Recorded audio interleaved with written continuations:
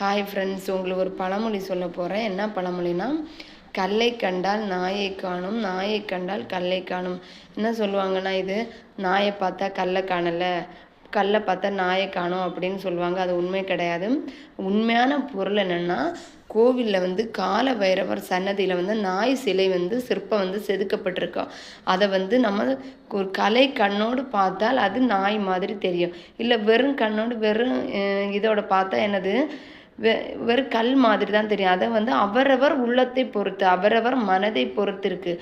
அது பார்க்கிற பார்வையில் பொறுத்து இருக்குது. கல்லுன்னு பார்த்தா கல், இல்லை சிற்பம்னு பார்த்தா அது சிற்பம். அது யாருக்கு மனசில் நல்ல உள்ளம் இருக்குதோ அவங்க நல்ல உள்ளத்தோடு பார்ப்பாங்க. அது அவரவர் உள்ளத்தை பொறுத்து தான் அது இது இருக்குது. சிலையா இல்லை கல்லான்னு இருக்குது. அதான் கல்லை கண்டால் நாயை காணும், நாயை கண்டால் கல்லை காணும். இதுதான் உண்மையான பொருள். ஓகே, உங்களுக்கு இந்த பழமொழி பிடிச்சிருக்குன்னு நினைக்கிறேன். ஓகே, பாய்.